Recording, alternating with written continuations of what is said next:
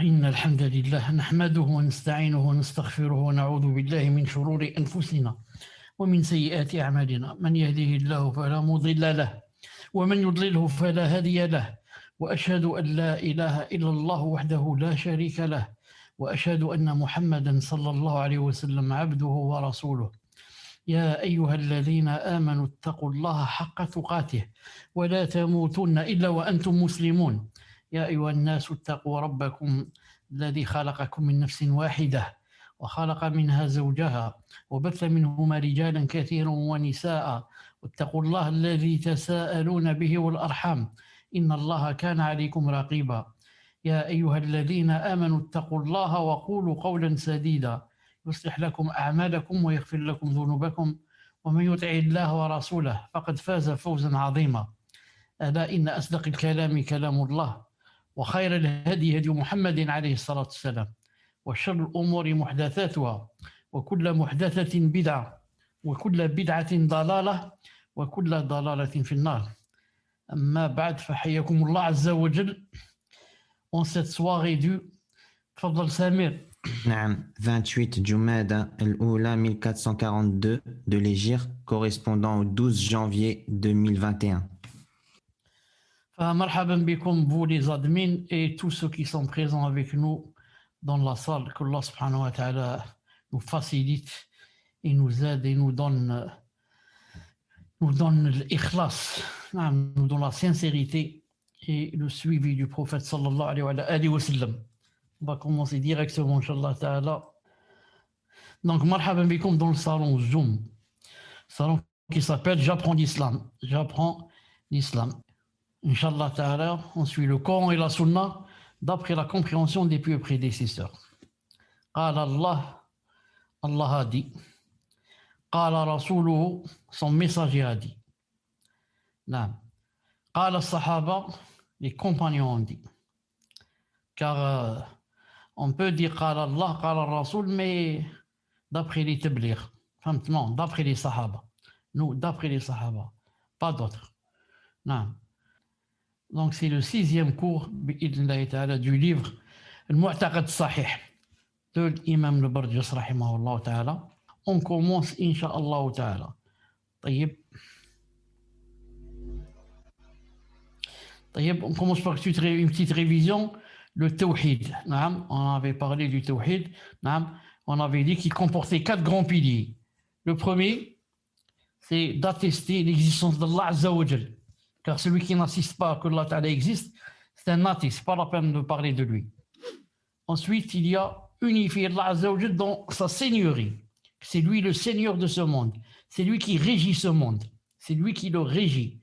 C'est lui qui crée, c'est lui qui donne la mort, c'est lui qui donne la maladie, c'est lui qui donne la pluie, c'est lui qui donne le rizq, c'est lui qui donne le c'est lui qui a le mulk. Ça veut dire faire l'unicité d'Allah Azza wa Jal dans ses actes à lui.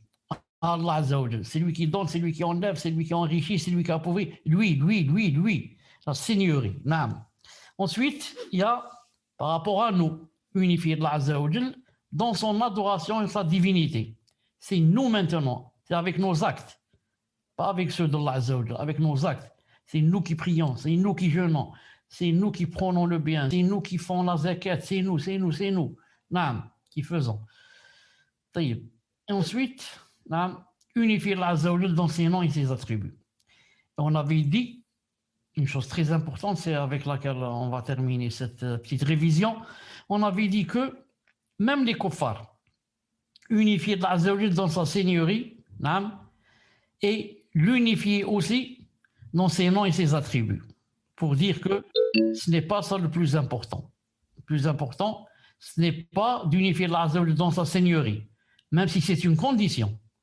Ce n'est pas aussi l'unifier dans ses noms et ses attributs, mais surtout l'unifier dans sa divinité. Pourquoi? Car les kuffars unifient Allah dans sa seigneurie et unifier Allah dans ses noms et ses attributs. Et malgré cela, ce sont toujours des kuffars. Je parle des kuffars du temps du prophète de Quraysh. Ce sont toujours des kuffars et ils iront en enfer éternellement. Pour dire que Le plus important, c'est d'unifier Allah Azza wa Jal dans sa divinité. Car à quoi ça sert? Que je reconnaisse et que j'atteste que c'est Allah Ta'ala qui donne le risque. Ensuite, je vais adorer une statue. Ensuite, je vais adorer un tombeau. Ensuite, je vais adorer je ne sais pas qui. À quoi ça sert? De reconnaître que c'est Allah Subhanahu wa Ta'ala qui fait tomber la pluie. Ensuite, je vais demander à un mort de faire tomber la pluie ou de faire des doigts ou je ne sais quoi. Non. C'est pour ça que unifier Allah dans sa divinité, c'est le plus important, même si les deux sont complémentaires. Car le tawhid de la seigneurie implique celui de la divinité. Et le tawhid de la divinité englobe et contient celui de la seigneurie. Maintenant, on va passer directement à la diapo numéro 18. À la diapo numéro 18, car on a fait la moitié du cours. C'est ça, 18. تفضل الكمال. وفي صحيح البخاري عن ابن مسعود رضي الله عنه أن رسول الله صلى الله عليه وسلم قال: من مات وهو يدعو من دون الله ندا دخل النار. Dans Sahih al-Bukhari, d'après Ibn Mas'ud, radiallahu anhu, le messager d'Allah, sallallahu alayhi wa sallam, a dit: celui qui meurt alors qu'il invoquait un égal en dehors d'Allah rentre dans le feu. Naam, celui qui meurt. Donc tout est basé sur la mort. Celui qui ne meurt pas alors qu'il invoquait un égal en dehors d'Allah ne va pas rentrer au feu s'il fait la tauba. Mais s'il meurt, c'est trop tard. Tout dépend de la mort. C'est pour ça que, Wallah al-Azim, le croyant devrait avoir un cœur très sensible par rapport à ceux qui sont morts. Non, ceux qui sont morts. Non. Je ne parle pas des ennemis d'Allah subhanahu wa ta'ala comme Pharaon et les autres et Abu Jahl. Même ceux-là, en fait compte, il fait de la peine, même celui-là. Mais je parle de ceux qui sont morts, mais dans le shirk, qui n'ont pas profité de leur vie pour adorer Allah subhanahu wa ta'ala. Et que c'est trop tard, ils sont déjà morts. C'est trop tard. S'il était encore en vie, la porte est ouverte, tauba. Le prophète alayhi salam a dit que إن الله يقبل التوبة توبة العبد ما لم يغرغر. Que Allah subhanahu wa ta'ala accepte le repentir de la personne, du serviteur, à condition qu'il n'arrive pas à l'agonie. S'il commence l'agonie, c'est trop tard. Donc, nous, qu'est-ce qu'on dit? C'est une grande ni'ma, on est toujours vivant. Imaginez, pourquoi pas? Imaginez qu'on soit mort. Et pourquoi je suis vivant et tu es vivant? Pourquoi tu n'es pas mort? Il est possible que tu sois mort. Il y a plus jeunes que toi qui sont morts à une semaine après la naissance, 1 mois, 3 mois, 2 ans, 5 ans. Ils sont morts. Et toi, tu as 20 ans, 25, 28, 34, 40, tu es vivant. Alhamdulillah. Imaginez qu'on soit mort et imaginez qu'on soit mort dans l'égarement, dans le shirk, dans le coffre. C'est une grande ni'ma, alhamdulillah, ya Rabbi, alhamdulillah. On continue, Inch'Allah. من هو المشرك؟ فمن صرف نوعا من أنواع العبادة لغير الله فهو مشرك كافر. Qui est l'associateur? Quiconque voue une sorte d'adoration à autre qu'Allah est un associateur mécréant. Quiconque voue une sorte d'adoration à autre qu'Allah est un associateur mécréant. Mais avant cela, remarquez avec moi, quiconque voue une sorte d'adoration, ce qui veut dire qu'il y a plusieurs sortes d'adoration. Il y a plusieurs sortes, il y a plusieurs portes et fenêtres ou la porte qui sont de l'adoration. Comme il y a plusieurs portes et sortes de shirk et de kufr. Comme dans le hadith authentique. L'iman bid'u wa sab'una shu'ba. La même chose, il a dit du kufr. Donc, premièrement, c'est qu'il y a plusieurs sortes. On va les voir quelques-unes. Deuxièmement, c'est quoi avant tout l'adoration? C'est quoi l'adoration bi'idnillahi ta'ala? D'après Ibn Taymiyyah rahimahullah ta'ala, اقرأ كمال d'après Ibn Taymiyyah rahimahullah ta'ala, هي اسم جامع لما يحبه الله ويرضاه من الأقوال والأفعال والأعمال الظاهرة والباطنة كتاب العبودية الصفحة 31. D'après Ibn Taymiyyah, il donne une définition de l'adoration, masha'Allah, dans son livre Al-Ubudiyya, page 131. Il dit c'est un nom qui englobe tout ce que Allah Azza wa Jal aime et agrée, que ce soit des paroles, des actes, des œuvres apparentes et cachées. Donc l'adoration, ce n'est pas yani, la prière, c'est tout. Je dis salam alaikum, je termine la prière. Non? Page 31, on a dit page 131. Dans l'autre. Non, ici, de vive voix, de vive voix. Moi, j'ai dit 131. Naam, Cheikh. Afouane. Désolé, Cheikh. Et si je coupe le Cheikh, désolé, c'est parce que le Cheikh me le demande. Ce n'est pas parce que je veux parler ou quoi, c'est vraiment parce que le Cheikh me demande. Sinon, je ne le fais pas, moi. C'est obligatoire que tu parles. Parce que si tu ne parles pas, je vais induire les gens en erreur. Ils vont chercher dans la page 131, ils ne vont pas trouver. Ils vont dire, Cheikh est en train de mentir. Il dit des choses de sa tête. Alhamdoulilah, il faut me faire des remarques. Donc, vous voyez que l'adoration, ce n'est pas seulement la prière ou la zakat. Il termine la prière, il dit salam alaikum. Ensuite, il va voir un film de haram, un film de shaitan. Il a oublié que les yeux aussi ont une adoration. Il a oublié que les yeux aussi, la bouche, les oreilles ont aussi une adoration. C'est pour ça qu'il a dit, c'est un nom qui englobe tout ce que Allah aime et agrée. Tout ce que Allah aime et agrée, que ce soit des paroles, tu dis subhanallah, alhamdulillah, la ilaha illallah, ou bien tu prends le bien, tu prescris le mal, tu montres à quelqu'un le chemin, juste que ce soit un chemin qui mène au halal. Et il te dit où se trouve le bar, le shaitan, tu lui dis, je ne sais pas. Allahu a'lam, je ne sais pas. Même si tu sais qu'il y a un bar à côté. Non, tu dis Allahu a'lam, Allahu a'lam. C'est vrai, Allah ya'lam, tu n'as pas menti. Allah ya'lam qu'il y a ou qu'il n'y a pas le bar là. Tu dis Allahu a'lam. Les actes, tout ce que tu fais, que Allah Ta'ala aime ou agrée, c'est une adoration. Tu pries, tu donnes la zakat, tu trouves un vieux avec deux couffins très lourds, tu lui dis laisse-moi t'aider. À condition que les couffins ne contiennent pas des bouteilles d'alcool, bien sûr. Laisse-moi t'aider. Et les œuvres apparentes et cachées. Les œuvres apparentes, tout ce qu'on fait, qui est visible, comme la prière, là, ça, est caché.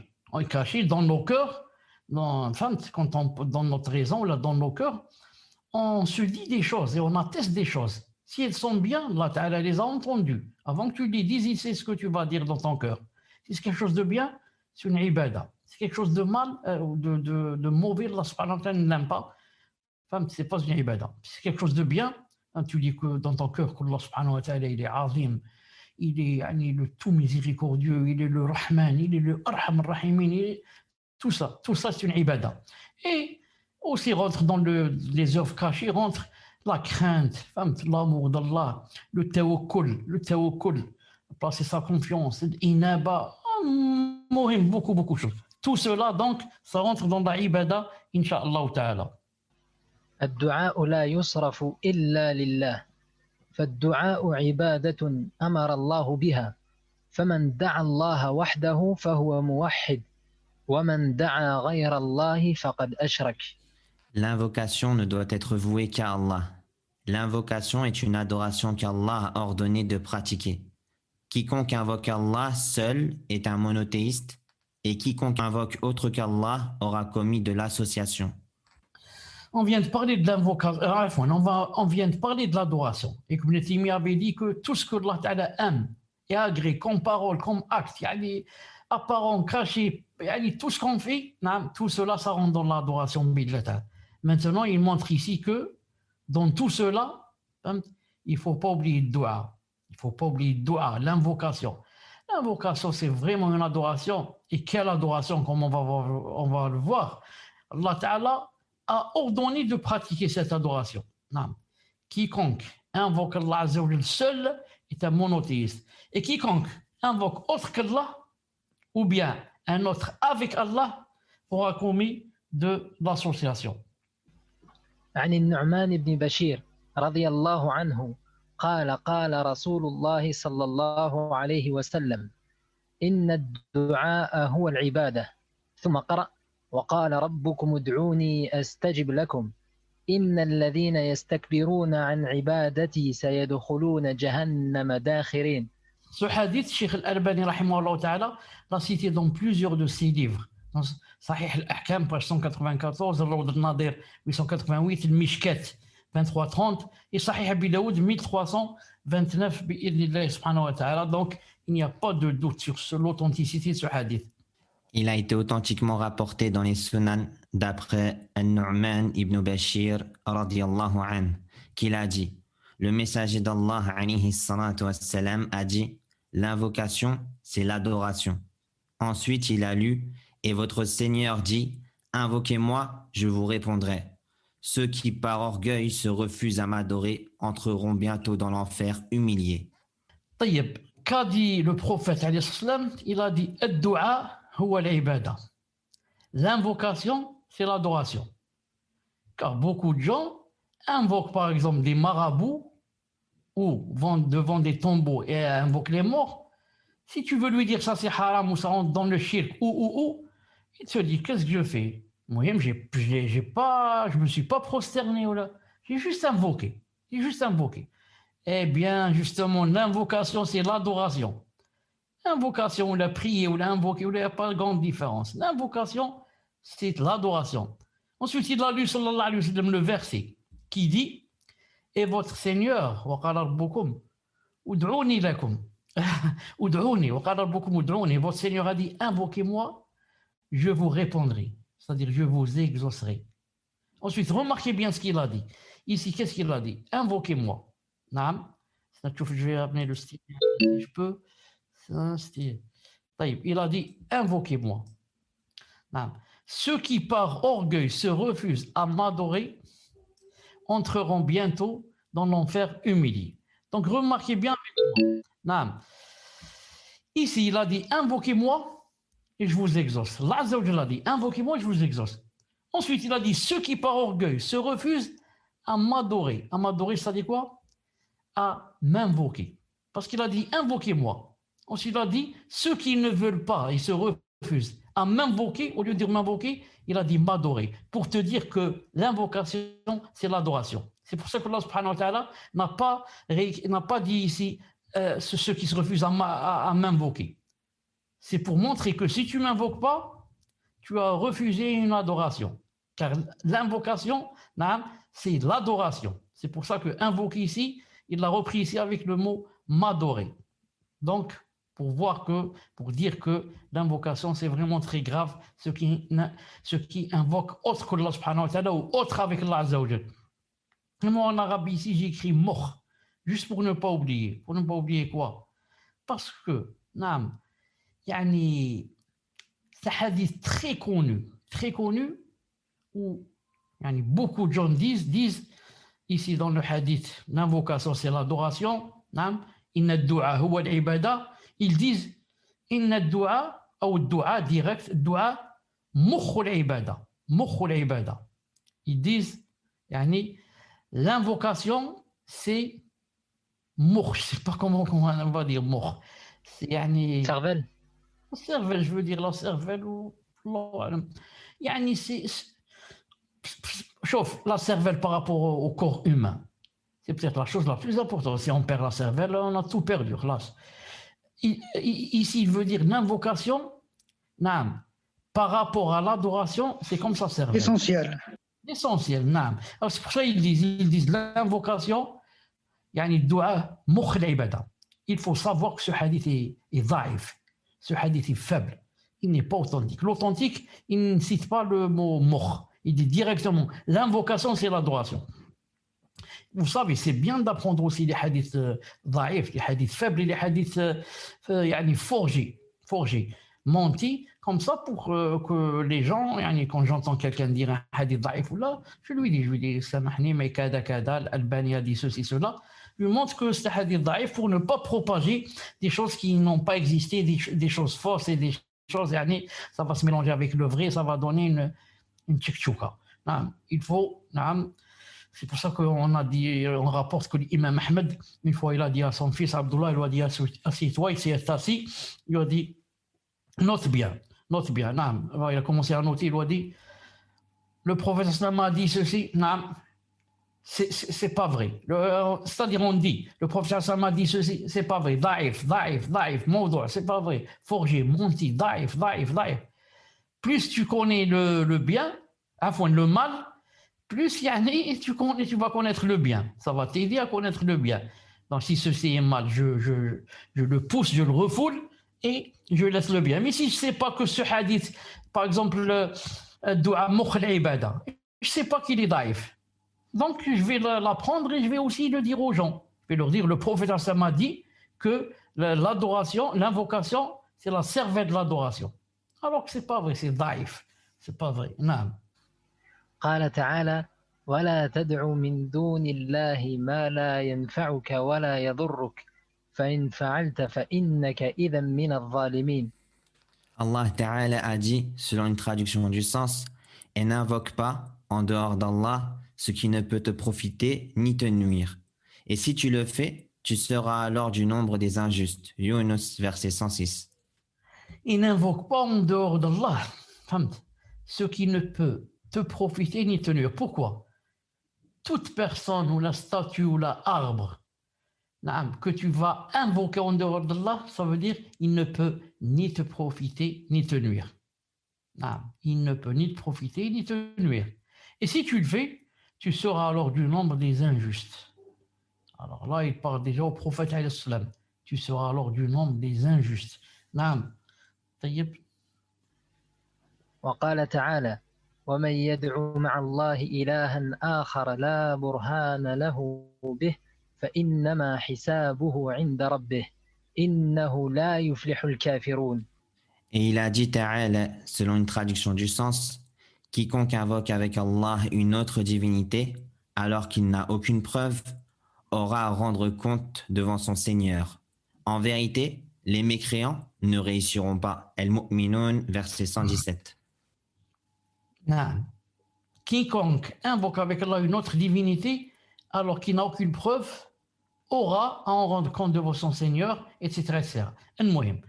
Quiconque invoque avec, écoutez, suivez bien, quiconque invoque avec Allah une autre divinité, alors qu'il n'a aucune preuve. Alors qu'il n'a aucune preuve, ça a besoin d'être souligné. Alors qu'il n'a aucune preuve. C'est dommage seulement qu'on ne puisse pas aller souligner avec une ligne droite.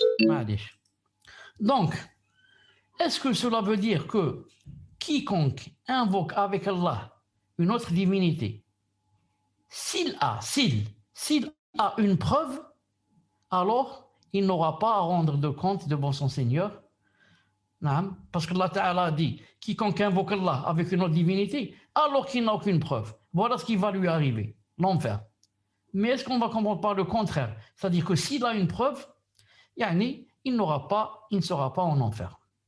On dit non. Ce qu'on appelle en arabe ça s'appelle aussi dalil khitab.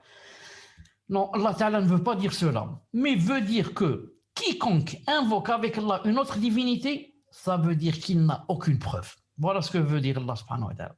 Quiconque invoque avec Allah une autre divinité, jamais il n'aura de preuve que on peut invoquer une autre divinité avec Allah. C'est pour cela qu'il devra rendre des comptes devant Allah Azza wa Jalla demain, et c'est un mécréant et il ne va pas réussir. Naam. وقال تعالى وأن المساجد لله فلا تدعوا مع الله أحدا وأنه لما قام عبد الله يدعوه كادوا يكونون عليه لبدا قل إنما أدعو ربي ولا أشرك به أحدا. Et il a dit Ta'ala, selon une traduction du sens, les mosquées sont consacrées à Allah. N'invoquez donc personne avec Allah. Lorsque le serviteur d'Allah, entre parenthèses Mohammed, se mit debout pour l'invoquer, ils faillirent se ruer en masse sur lui. Dis, je n'invoque que mon Seigneur et je ne lui associe personne. Al-Jinn, versets 18 à 20. Dis, ya Mohammed, il a dit Ta'ala, les mosquées sont consacrées à Allah Azza wa Jal. N'invoquez donc personne avec Allah subhanahu wa ta'ala. Non. Les mosquées sont consacrées à Allah subhanahu wa ta'ala. N'invoquez donc personne avec Allah azza wa jal. Et lorsque le serviteur d'Allah, c'est qui le serviteur d'Allah? C'est Muhammad sallallahu alayhi wa sallam, se mit debout pour l'invoquer, pour invoquer Allah subhanahu wa ta'ala, ils faillirent se ruer en masse sur lui. Qui cela? Ils faillirent. Qui il? Nous sommes dans Sourate al-Jinn. Il parle des djinns. Il parle des djinns. Lorsque le prophète sallam est allé leur propager le message. Non. Le prophète sallam et notre religion en général n'est pas restreinte seulement aux êtres humains. Non, non, non, non. Même les djinns. Pourquoi? Parce que les djinns ont la raison. Non, ils sont comme nous, ils raisonnent, ils savent c'est quoi le bien, c'est quoi le mal. Non, ils iront aussi au paradis, ils iront en enfer. Non, donc, ils doivent connaître c'est quoi le message. Lorsque le serviteur Mohammed se mit debout pour invoquer Allah subhanahu wa ta'ala, ils faillirent se ruer en masse sur lui. Non, ils se sont précipités vers lui, courus vers lui, ils l'ont entouré. Voulant quoi? Voulant connaître. Qu'a dit Allah subhanahu wa ta'ala, c'est quoi ce message? C'est quoi ceci? On voudrait connaître la vérité. Allah ta'ala dit, il leur dit aussi, je n'invoque que mon Seigneur et je ne lui associe personne. Sauf le prophète sallallahu alayhi wa sallam, il est messager aussi pour les djinns. Et il leur dit, voilà, commence par quoi? Tawhid. Et quand il a parlé aux djinns, si c'était nous, la première des choses, comment vous vivez, la curiosité, comment vous vivez, est-ce que vous mangez ceci, vous mangez cela, comment vous habillez, est-ce que vous mariez, comment vous dormez, comment... Le prophète, ça ne l'intéresse pas. Tawhid. Tawhid. Je propage le tawhid. Apprenez que je n'invoque que mon Seigneur et je ne lui associe personne. Ce qui veut dire, vous devez aussi n'invoquer que votre Seigneur et ne lui associer personne. Non. وقال تعالى له دعوة الحق والذين يدعون من دونه لا يستجيبون لهم بشيء إلا كباسط كفيه إلى الماء ليبلغ فاه وما هو ببالغه وما دعاء الكافرين إلا في ضلال. Et il a dit Ta'ala, selon une traduction du sens, l'appel de la vérité lui revient. Ceux qu'ils invoquent en dehors de lui ne leur répondent d'aucune façon.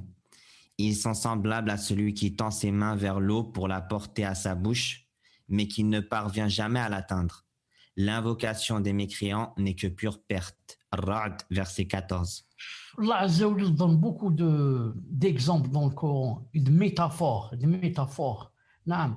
Et c'est pour ça que ceux qui ont dit qu'en islam il n'y a pas le qiyas, il y a seulement kitab, sunnah, ijma', kitab, sunnah et consensus. Et il n'y a pas qiyas, analogie. Comme Ibn Hazm, rahimahullah, qu'Allah ta'ala lui pardonne. Et avant lui, Daoud, qu'Allah ta'ala lui pardonne. Non, comment il n'y a pas de qiyas?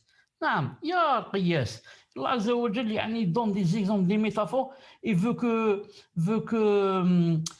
comme un peu se réveiller. Il dit, regarde, c'est pour ça plusieurs fois dans le Coran. Est-ce qu'il ne voit pas les cieux? Est-ce qu'il ne voit pas le chameau? Il ne voit pas la terre, il ne voit pas les étoiles, il ne voit pas ceci. Regarde, médite. Tout est autour de toi, une preuve que j'existe, etc. Ici, il va donner aussi une métaphore. Il a dit, l'appel de la vérité lui revient. On parle maintenant de ceux qui invoquent un autre avec Allah ou bien autre qu'Allah. Il dit, ceux qu'ils invoquent, c'est-à-dire les statues, les arbres, les anges, en dehors de lui, de Allah Azza wa Jal, ne leur répondent d'aucune façon. Et ici spécialement, les kuffars de Quraysh, qu'est-ce qu'ils adorent surtout? Les statues. Est-ce que les statues leur répondent quand ils les adorent? Est-ce qu'une fois dans leur vie, les statues ont parlé et ont répondu, on dit d'accord, je vais t'exaucer ton vœu, ou là je ne peux pas, ou là ceci, ou là cela? Ceux qui invoquent, c'est-à-dire les gens qui invoquent les statues ou autres, sont semblables à celui qui tend ses mains. Et ici, Allah Ta'ala te donne l'exemple. Sont semblables à celui qui tend ses mains vers l'eau pour la porter à sa bouche, mais qui ne parvient jamais à l'atteindre et ne pourra jamais arriver à l'atteindre. Pourquoi? Imaginez quelqu'un a vraiment soif. Il voit là-bas un puits. Il regarde du haut du puits, il regarde en bas, 10 mètres plus bas, il y a de l'eau. Alhamdoulilah, il y a de l'eau. Mais bien sûr, il n'y a pas une échelle pour descendre, ni rien. Ni un bidon ou un seau pour remplir. Qu'est-ce qu'il va faire celui-là? Il va tendre ses mains du haut, hein, du haut du puits, il tend ses mains vers le bas, vers l'eau, naam, et demandant à l'eau de monter vers ses mains qui sont jointes les deux, pour boire, pour boire. Est-ce qu'il parviendra? Jamais, mais qu'il ne parvient jamais à l'atteindre. Jamais cette eau ne montera jusqu'à ses mains pour qu'il mette ses mains avec de l'eau dans sa bouche. Donc l'invocation des mécréants n'est que pure perte. Est-ce que l'eau peut venir dans cette situation qu'on a citée, peut monter vers les mains de celui qui veut qu'elle monte? Elle ne va pas monter. La même chose, l'invocation des mécréants ne monte pas vers Allah subhanahu wa ta'ala et ne dépasse pas peut-être la tête du mécréant. Qu'en est-il premier siècle, deuxième, troisième, quatrième, cinquième, sixième, septième? Ensuite, je ne sais pas combien il y a de milliards de kilomètres. Ensuite, Allah subhanahu wa ta'ala au-dessus du trône. Naam. Donc, il leur donne des exemples pour se réveiller. Naam. Mais les kuffars sont des kuffars. Naam. Inch'Allah, je reviens 2 secondes. Salam alaikum. Comme salam wa rahmatullah. السلام. طيب سمير نعم شيخ. qu'on soit d'accord, دائما كي نروح انا نعم. c'est toi qui ferme le micro. بإذن الله. Mais pour l'activer, ne l'active pas jusqu'à ce que je dise active. فهمت؟ نديرو هكذا ان شاء الله شيخ. Comme maintenant, tu m'as envoyé quelque chose. Une invitation, oui. Comme j'ai vu la Voilà, souris bouger, je me suis dit peut-être Cheikh il n'arrive pas à récupérer le micro. Voilà, c'est bien. Envoie une invitation, ensuite moi je vois. Si c'est le moment, j'ouvre, sinon j'attends. هكذا. بإذن الله شيخ جزاكم الله خيرا. آمين. تفضل كمال. وقال تعالى: والذين يدعون من دون الله لا يخلقون شيئا وهم يخلقون أموات غير أحياء وما يشعرون أيان يبعثون. أحسنت. Et il a dit Ta'ala, selon une traduction du sens, et ceux qu'ils invoquent en dehors d'Allah ne créent rien. Et ils sont eux-mêmes créés. Ils sont morts et non pas vivants, et ils ne savent pas quand ils seront ressuscités. An-Nahl, versets 20 à 21.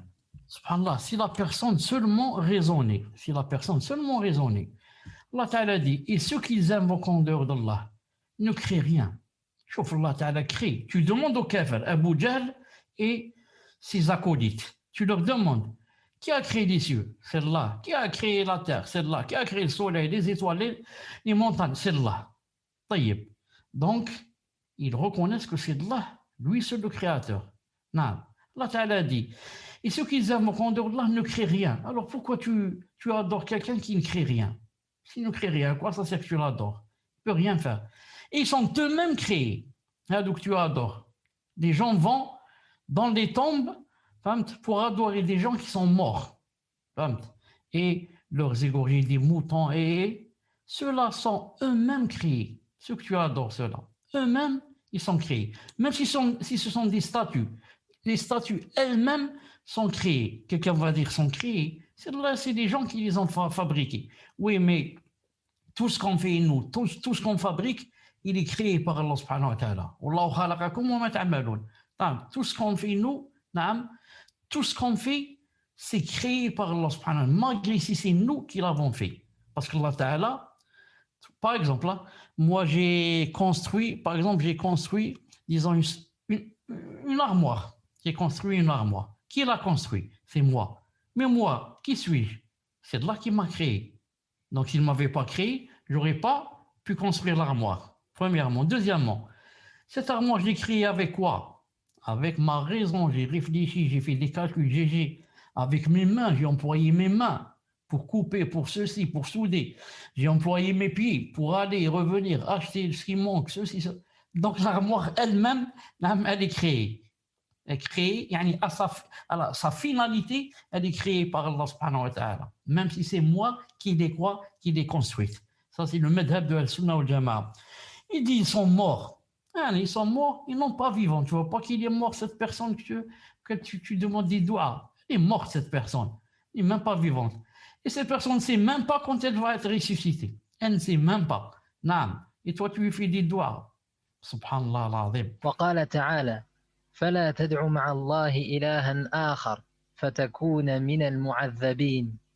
Et il a dit Ta'ala, selon une traduction du sens, n'invoque donc pas une autre divinité avec Allah, sinon tu seras du nombre des châtiés. Ash-Shu'ara, verset 213.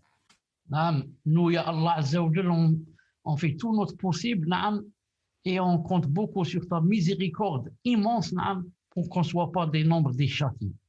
Parce que Allah Ta'ala dit dans le Coran, Rabbana, innaka man tudkhili nara faqad akhzaytah. Ya Allah, Rabbana, notre Seigneur, quiconque tu fais rentrer en enfer, il n'a pas dit combien de temps. Naam. Il sera des avilis, des nombres des avilis. Naam. Waliyadu billah. Il n'a pas dit s'il va rester un an en enfer, il sera avili. Non, il a dit quiconque tu fais rentrer en enfer. Alors il sera des nombres, il fera partie des avilis, ceux que Allah a avilis. Donc nous on fait des doigts, on doit faire des doigts jours et nuits pour être de ceux qui vont rentrer directement au paradis sans passer par l'enfer. Allahumma ya Rabb, taqabbal minna hada ad-du'a وادخلنا جنتك يا رب العالمين من غير عقاب ولا جهنم. Amen. نعم. حديث آمين. طيب تفضل. وقال تعالى يولج الليل في النهار ويولج النهار في الليل وسخر الشمس والقمر كل يجري لأجل مسمى ذلكم الله ربكم له الملك والذين تدعون من دونه ما يملكون من قطمير إن تدعوهم لا يسمعوا دعاءكم ولو سمعوا ما استجابوا لكم ويوم القيامة يكفرون بشرككم ولا ينبئك مثل خبير. أحسنت. Et il a dit Ta'ala, selon une traduction du sens, il fait pénétrer la nuit dans le jour et le jour dans la nuit. Il a soumis le soleil et la lune. Chacun d'eux s'achemine vers un terme fixé. Tel est Allah, votre Seigneur. À lui appartient la royauté, tandis que ceux que vous invoquez en dehors de lui ne possèdent même pas la pellicule d'un noyau de date. Si vous les invoquez, ils n'entendent pas votre invocation. Et même s'ils entendaient, ils ne pourraient pas vous répondre. Le jour du jugement, ils renieront que vous les avez associés à Allah. Personne ne peut t'informer de ces choses aussi bien que celui qui connaît tout. Fatir, versets 13 à 14. Allahu Akbar. Allah Azza wa Jal fait pénétrer la nuit dans le jour et le jour dans la nuit. Parce que nous, on s'étonne. Comment, c'est le jour, ensuite, petit à petit, c'est la nuit. Bon, c'est la nuit, ma'alish. Mais où est passé le jour? Où est passé? Il le fait pénétrer dans la nuit. Et vice-versa. Il fait pénétrer la nuit dans le jour. Et il fait pénétrer le jour dans la nuit. De façon à ce qu'il n'y ait plus, si c'était le jour, il n'y ait plus la nuit.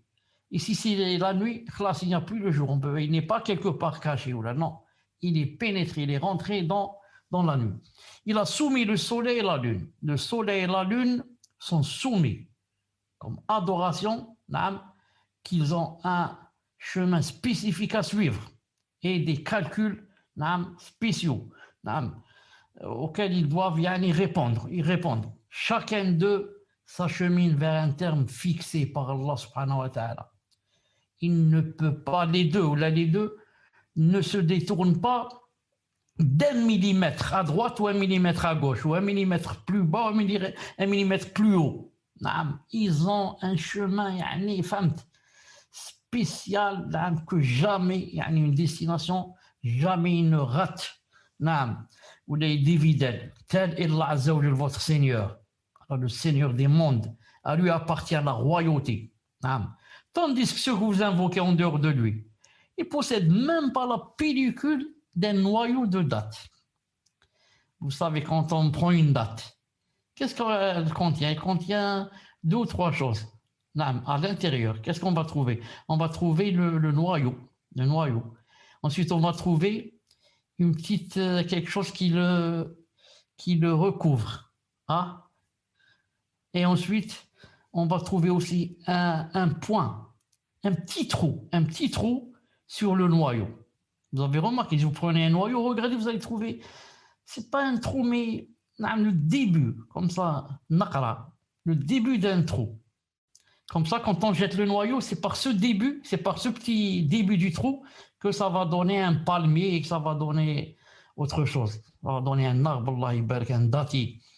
Et les trois choses ont été citées dans le Coran. Le noyau, la pellicule qui le recouvre, et le petit trou là. Naqir. Et le qitmir.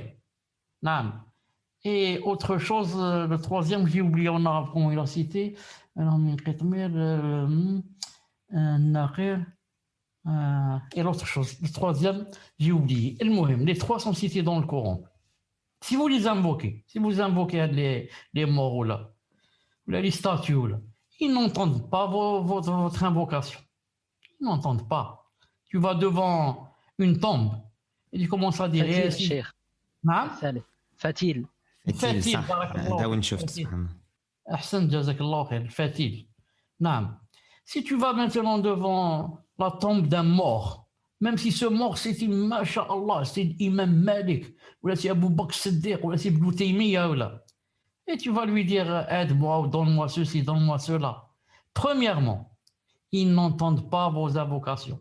Tu es en train de te fatiguer. Il ne t'entend pas. Lui, il est au paradis déjà ou là il est en enfer. Pas avec son corps, mais avec son âme. Non, il est déjà dans un grand naïm et il extasie de joie, il exulte de joie, il jubile de joie, il est mashallah. Alors il n'a pas le temps de t'entendre. Déjà, il ne t'entend pas. Et s'il avait le temps, il ne va pas t'entendre. Ou bien il est en enfer, il est en train de... Il y a un grand supplice. Comment tu veux qu'il t'entende ou qu'il vienne à ton écoute? S'il pouvait t'entendre. Donc, ils n'entendent pas. Ne te fatigue pas. Maintenant, on va supposer, chauffe Allah subhanahu wa ta'ala, comment il veut réveiller nos esprits. Il donne même des suppositions. Supposons qu'ils entendent. Supposons que le morada, quand je vais lui dire, Ya Foulan, donne-moi des enfants, je n'ai pas d'enfants. Supposons qu'il m'entende. Il ne pourra pas me répondre. Est-ce qu'il peut me répondre? Il me dire, oui, d'accord, je vais te donner, ou là, je ne peux pas te donner, ou là. Il ne peut pas me répondre. Il est occupé par autre chose de plus importante. Et aussi dans le sens, il ne peut pas t'exaucer. Est-ce que s'il m'entendait, et je lui dis, donne-moi des enfants, et il est dans la tombe, est-ce qu'il peut m'exaucer pour me donner des enfants? Comment il peut me donner des enfants? Il ne peut pas. Donc, il ne peut pas me répondre. Et plus grave que cela, le jour, Yawm al-Qiyamah, il va renier que tu l'as associé avec Allah subhanahu wa ta'ala. Il va te dire, taqillah, est-ce que moi je t'ai dit, fais des doigts, est-ce que moi je t'ai dit, viens dans ma tombe, est-ce que moi je t'ai dit, égorge un mouton, est-ce que moi je t'ai dit, égorge un coq noir, est-ce que moi je t'ai dit, il va te renier et te dire, éloigne-toi de moi, ya Allah, ya Allah, ya Allah. Je lui ai jamais demandé cette chose, c'est lui qui est venu tout seul, c'est lui qui a fait cette chose, c'est lui. Non. Allah Ta'ala te dit, personne ne peut t'informer de ces choses aussi bien que moi qui connais tout. Alors attention que tu ailles invoquer autre qu'Allah subhanahu wa ta'ala. Attention, même lui, celui que tu as invoqué, il va se retourner contre toi. Attention. Parce que la personne Yom Qiyamah, elle veut tout placer sur le dos des autres. Elle dit, c'est lui qui me disait, viens faire des doigts, c'est lui qui m'a trompé, c'est lui qui m'a induit en erreur. Non, il va dire, Ya Allah, Allah al-Adim, jamais. C'est lui qui venait tout seul. Moi, je lui ai jamais dit de venir m'invoquer. Non. طيب. وقال تعالى ولئن سألتهم من خلق السماوات والأرض ليقولن الله قل أفرأيتم ما تدعون من دون الله إن أرادني الله بضر هل هن كاشفات ضره أو أرادني برحمة هل هن ممسكات رحمته قل حسبي الله عليه يتوكل المتوكلون. Et il a dit Ta'ala, selon une traduction du sens, si tu leur demandais qui a créé les cieux et la terre, ils diraient assurément, c'est Allah. Dis, voyez-vous ce que vous invoquez en dehors d'Allah? Si Allah me voulait du mal, est-ce que ces divinités pourraient dissiper son mal? Ou s'il me voulait une miséricorde, pourrait-elle empêcher sa miséricorde? Dis, Allah me suffit, c'est en lui que ceux qui cherchent un appui placent leur confiance. Az-Zumar, verset 38. dis-leur, ya Mohammed, ou là, si tu leur demandais, ya Mohammed, qui a créé les cieux et la terre, ils diraient assurément c'est Allah. Comme ça, répondaient les kuffars. Abu Jahl et sa compagnie. Si tu leur demandes qui a créé les cieux et la terre, ils vont dire c'est Allah. Assurément, il n'y a aucun doute. Non.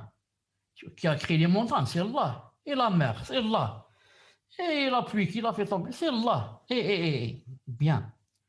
Alors puis c'est lui, c'est Allah. Dis-leur, ya Mohammed, voyez-vous ce que vous invoquez en dehors d'Allah, comme statues et autres? Si Allah me voulait du mal, est-ce que ces statues, ces divinités, pourraient refouler le mal? Ou si Allah Azza wa Jalla, au contraire, voulait descendre une rahma, voulait descendre une rahma sur moi, est-ce qu'elle pourrait empêcher cette rahma qu'elle descende? Dis-leur, ya Mohammed, Allah me suffit. Parce que tout cela, ils ne peuvent pas le faire. C'est en lui que ceux qui cherchent un appui placent leur confiance. Non, c'est comme ça le croyant. C'est que seul Allah Azza wa Jalla, s'il y a un mal qu'il a décrété, seul lui peut le dissiper. Et le contraire. Et si Allah Ta'ala me veut une rahma, me veut un bien, me veut un rizq, me veut un enfant, me veut, personne ne peut l'empêcher d'arriver, ce bien. Personne. C'est une aqida. Si, dans le hadith authentique, si tous les humains et tous les djinns se mettraient d'accord et de connivence pour me faire un mal, ils ne pourraient pas si Allah subhanahu wa ta'ala n'a pas écrit. Non. Et le contraire, si tous les êtres humains et tous les djinns vont se mettre d'accord pour demain me faire un bien, ils ne peuvent pas me faire arriver ce bien si Allah Ta'ala n'a pas écrit que ce bien m'arrive. Impossible. Impossible. Aqida. Là où c'est écrit, ou s'il me voulait une rahma, pourrait-elle ces divinités empêcher cette rahma qu'elle m'arrive? J'ai mis un petit temps pour faire une petite remarque. Non. Par exemple, il y a chez nous ici en Algérie une phrase très célèbre. Non. Peut-être qu'il y a aussi chez vous, je ne sais pas. Quand on parle de rahma, etc., Allah rahim, certains disent, qu'est-ce qu'ils veulent cela? Ils veulent nous couper la miséricorde de notre Seigneur. Ils disent tout c'est haram, la musique c'est haram, c'est ça. Ils veulent nous couper la rahma de rahmat Rabbi. Comme ça on dit en Algérie. Quand j'ai traduit, ça donne, ils veulent nous couper la miséricorde de notre Seigneur. Attention, ça rentre dans le shirka. Pourquoi? Parce qu'il a dit ici, s'il me voulait une miséricorde, pourrait-elle empêcher sa miséricorde? Ça veut dire, personne ne peut empêcher sa miséricorde. Alors que ceux-là, ils disent, ils veulent nous couper la miséricorde de notre Seigneur. C'est pas vrai. Personne ne peut couper la miséricorde du Seigneur. S'il a écrit une miséricorde, elle doit arriver. Alors attention aux phrases de shirk et i'tiqadat de shirk aussi. Non. On passe à l'autre diapositive. Combien qu'on est? 26 sur 34. Hein? وقال تعالى قل أرأيتم ما تدعون من دون الله أروني ماذا خلقوا من الأرض أم لهم شرك في السماوات ائتوني بكتاب من قبل هذا أو أثارة من علم إن كنتم صادقين ومن أضل ممن يدعو من دون الله من لا يستجيب له إلى يوم القيامة وهم عن دعائهم غافلون وإذا حشر الناس كانوا لهم أعداء وكانوا بعبادتهم كافرين. Et il a dit Ta'ala, selon une traduction du sens, dit, que pensez-vous de ceux que vous invoquez en dehors d'Allah? Montrez-moi ce qu'ils ont créé de la terre. Ont-ils participé à la création des cieux? Apportez-moi un livre antérieur à celui-ci ou la trace d'une science, si vous êtes véridique. Et qui est plus égaré que celui qui invoque en dehors d'Allah? Celui qui ne saura pas lui répondre jusqu'au jour de la résurrection? Et elles, leurs divinités, sont indifférentes à leur invocation. Et quand les gens seront rassemblés pour le jugement, elles seront leurs ennemis et renieront leur adoration. Al-Ahqaf, versets 4 à 6. Que pensez-vous, ya Mohammed, dis-leur, que pensez-vous de ceux que vous invoquez en dehors d'Allah? On a dit tout à l'heure, pourquoi on ne les invoque pas? Parce qu'elles ne peuvent rien apporter, ni de bien ni de mal. Alors Allah Ta'ala dit, montrez-moi ce qu'ils ont créé de la terre. Est-ce qu'il y a une partie de la terre? Je ne veux pas dire toute la terre. Une partie de la terre, ce sont eux, ceux que vous invoquez en dehors d'Allah, ce sont eux qui l'ont créé. Même si une petite partie, d'1 kilomètre carré, montrez-moi. Il n'y a pas. Alors, puisqu'ils n'ont créé ni la terre, ni une partie de la terre, peut-être alors ont-ils participé à la création des cieux. C'est pas, peut-être qu'ils ont créé les cieux. Car si tu leur demandes qui ont créé les cieux, ils vont dire c'est Allah. Mais on va voir. Peut-être maintenant ils ont participé avec moi. C'est-à-dire Allah Ta'ala dit. Ils m'ont aidé. Ils m'ont aidé à créer les cieux. Celui-là, il a ramené quelques nuages. Celui-là, il a ramené je ne sais pas quoi, peut-être du ciment, de je ne sais pas quoi. Et ils m'ont aidé à créer les cieux. C'est-à-dire non, c'est impossible. Apportez-moi un livre avant votre livre, celui-là, antérieur, où il y a la trace d'une science. Si vous êtes véridique, apportez-moi un livre où on va lire dans ce livre que ils ont participé à la création des cieux ou bien ils ont créé la terre. Non, il n'y a pas, c'est pas possible. Apportez-moi une petite trace d'une science, quelque part, où c'est écrit qu'ils ont participé. Il n'y a pas. Non. Qui est plus égaré que celui qui invoque en dehors d'Allah? Celui qui ne saura pas lui répondre jusqu'au jour de la résurrection. Non, il ne peut pas l'exaucer jusqu'au jour de la résurrection, il ne pourra pas. Et leur divinité, malgré cela, elles sont indifférentes à leurs invocations. Invoque ou n'invoque pas, les divinités sont indifférentes. Et quand les gens, et le malheur, c'est que quand les gens seront rassemblés pour le jugement Yawm al-Qiyamah, ces divinités seront les ennemis, seront leurs ennemis. Elles vont renier leur adoration. Elles vont dire, Ya Allah, vous êtes témoins que ce n'est pas nous qui avons demandé d'être adorés. Ce sont eux qui nous ont adorés. Comme Isa alayhi salam, qu'ils appellent eux Jésus. Est-ce qu'il y a rien? Il est adoré maintenant, ça? Il est adoré avec Allah ou bien en dehors d'Allah? Est-ce que Yawm al-Qiyamah il sera content, Isa alayhi salam, ou bien il va les renier? Il va les renier. Il va être leur plus grand ennemi. Il va être le plus grand ennemi. Il va dire, Ya Allah, emmenez-les en enfer. Jamais je leur ai demandé, ma'adallah, qu'ils m'adorent ou qu'ils m'invoquent. Je me désavoue d'eux. Je me désavoue d'eux. Je me désavoue d'eux. Ils vont se trouver tout seuls. Ils vont se trouver tout seuls. Personne pour les aider. الخصومة بين الرسل وقومهم في هذا التوحيد، وهذا التوحيد توحيد الألوهية هو الذي وقعت فيه الخصومة بين الرسل وأممهم. Le conflit entre les messagers et leur peuple réside dans cette unicité. Cette unicité, l'unicité de la divinité, est celle où a pris place le conflit entre les messagers et leur communauté. Puisqu'il y a l'unicité de la seigneurie, que Allah Ta'ala c'est le Seigneur de ce monde. Et il y a ensuite l'unicité de la divinité. Et on ne va pas parler des noms des attributs, on a déjà parlé. Donc, le conflit entre le messager, entre les messagers en général, tous les messagers, et leur peuple, ce n'est pas dans l'unicité de la seigneurie, que c'est pas Allah qui fait tomber la pluie, c'est pas Allah qui donne les enfants, c'est pas Allah qui régit le monde. Non, c'est pas ça.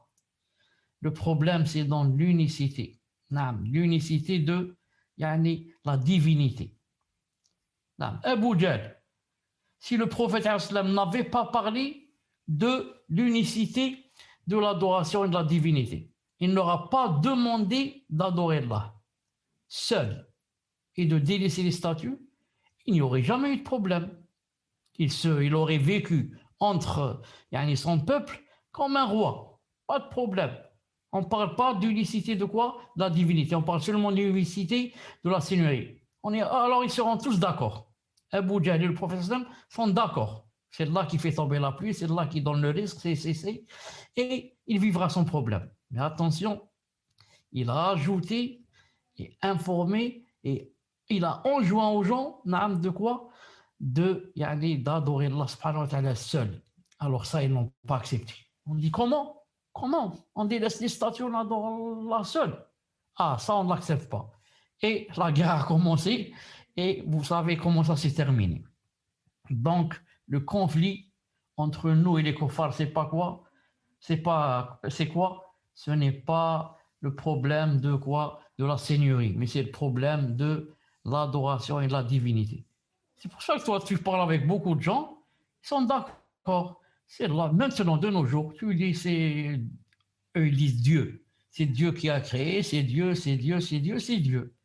Mais quand tu lui dis pourquoi tu l'adores pas, est-ce que tu lui pries, est-ce que tu égorges seulement pour lui, est-ce que tu fais la zakat, il n'accepte pas. Et il croit qu'il est croyant, et beaucoup de musulmans, ils disent c'est un croyant. Il reconnaît que c'est Allah qui fait tomber la pluie. Hein? Il reconnaît que c'est Allah le tout miséricordieux. Il reconnaît qu'Allah subhanahu wa ta'ala c'est capable de tout, qu'Allah ceci, cela.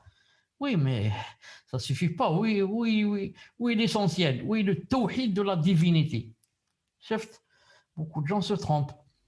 أرسلت الرسل من أجل هذا التوحيد وهو الذي أرسل الله الرسل من أجل بيانه والدعوة إليه وأنزل الكتب في تقريره وتوضيحه والاحتجاج له كما قال تعالى ولقد بعثنا في كل أمة رسولا أن يعبدوا الله واجتنبوا الطاغوت. Les messagers ont été envoyés pour cette unicité. C'est également l'unicité pour laquelle Allah a envoyé les messagers afin de l'éclaircir et d'y appeler. Et il a fait descendre les livres pour la confirmer, la clarifier et défendre ses arguments. Comme Allah Ta'ala a dit, selon une traduction du sens, et nous avons envoyé dans chaque communauté un messager pour leur dire « Adorez Allah et écartez-vous du Tarout ». An-Nahl, verset 36. Donc les messagers, pourquoi ils ont été envoyés? C'est pour l'unicité de la divinité et non pas pour l'unicité de la seigneurie et dire que c'est Allah qui régit le monde. Mais c'est plutôt pour dire que, puisque vous reconnaissez que c'est Allah qui régit le monde et que tout est entre ses mains, alors il faut l'adorer. Alors il faut l'adorer. Donc, c'est l'unicité pour laquelle Allah a envoyé les messagers, c'est-à-dire la divinité, afin d'éclaircir ce point et d'appeler les gens à faire le tawhid de l'adoration. Et à cause de cela, il a fait descendre les livres pour confirmer cette unicité, la clarifier et défendre ses arguments. Comme Allah Ta'ala a dit, et nous avons envoyé dans chaque communauté un messager pour faire quoi? Pour leur dire, adorez Allah et écartez-vous du shaitan et du tarot. Adorez Allah. C'est pas reconnaissez que c'est lui qui régit le monde. Tawhid de la seigneurie, non. Tawhid de la seigneurie, tout le monde l'a dans son cœur, dans la fitra, dans la prédisposition naturelle. Mais où est l'adoration? Où est l'adoration? Tu reconnais que c'est Allah qui régit tout. Naam, masha'Allah. Mais alors, tu l'adores ou tu adores une statue? Ou alors tu adores les anges? Ou alors tu adores les djinns? Ou alors tu adores les messagers? Ou alors tu adores les arbres? Ou alors tu adores les statues? Ou alors tu adores les femmes? Ou alors tu adores l'argent? Et comme ça, chacun a sa statue. Naam. Mais plutôt Allah Ta'ala, il a dit, je n'ai pas envoyé un messager dans une communauté sans que ce messager ne leur dise adorez Allah et écartez-vous du Taout. Mais remarquez ici, deux choses seulement. Tu adores Allah et tu t'écartes du Taout et du Shaitan. Naam. Donc ça ne suffit pas aussi de dire j'adore Allah, mais en même temps, je suis le Shaitan et je fais ce que dit le Shaitan. Non, il y a deux choses. Tu as fait le bien, tu t'écartes du mal. Parce que beaucoup de gens font le bien et en même temps ils font aussi du mal. Ah, il fait le bien, il prie, mashallah, à l'heure. Mais il n'arrête pas de voir des films de haram à la télé. Il adore Allah subhanahu wa ta'ala, il prie à l'heure, mashallah, les saintes prières. Mais en même temps, il fume du cannabis, hein? Il fume, mais non. Donc c'est seulement une partie, hein? Il n'y a pas la deuxième, tu t'écartes du shaitan. Il y a seulement, tu l'adores. Et comme ça, il adore Allah, il prie, mashallah, à l'heure. Quand il parle, mashallah, il est véridique. Mais jusqu'à présent, il fait la zina. Ah, il est machallah, il prie à l'heure. Mais jusqu'à présent, il fait la masturbation. Jusqu'à présent. Et comme ça. Alors que les messagers ont été envoyés pour dire adore Allah et écarte-toi du tarout. Tout ce qui est shaitan, écarte-toi de lui. À commencer par des lois qui ne sont pas les lois d'Allah Azza wa Jal, à finir par des petites choses, mais qui sont toujours un péché. Waliyadu billah. Naam. Sami, je reviens dans 2 secondes, Inch'Allah. نعم شيخ. Salam alaikum. السلام ورحمة الله. السلام ورحمة الله. أيوة تفضل. وقال تعالى وما أرسلنا من قبلك من رسول إلا نوحي إليه أنه لا إله إلا أنا فاعبدون. Et il a dit Ta'ala, selon une traduction du sens, nous n'avons envoyé avant toi aucun messager sans lui révéler qu'il n'y a aucune divinité en dehors de moi. Adorez-moi donc. Al-Anbiya, verset 25. Donc, les messagers ont été envoyés pas pour le tawhid de la seigneurie, mais surtout pour le tawhid de quoi? Le tawhid de la divinité et de l'adoration. Aucun messager n'a été envoyé sans lui révéler, attention quoi? Il n'y a aucune divinité en dehors de moi. Divinité, c'est pas seigneurie. Alors, adorez-moi. L'adoration. C'est pas attester que je suis le Seigneur, c'est tout. Adorez-moi. L'adoration. Où est l'adoration? وقال تعالى ينزل الملائكة بالروح من أمره على من يشاء من عباده أن أنذروا أنه لا إله إلا أنا فاتقون. Et il a dit Ta'ala, selon une traduction du sens, il fait descendre par son ordre les anges avec la révélation sur qui il veut parmi ses serviteurs. Avertissez qu'il n'y a pas d'autre divinité si ce n'est moi. Craignez-moi donc. An-Nahl, verset 2. Donc, il fait descendre par son ordre les anges avec la révélation sur qui il veut parmi ses serviteurs. Ce n'est pas nous qui choisissons.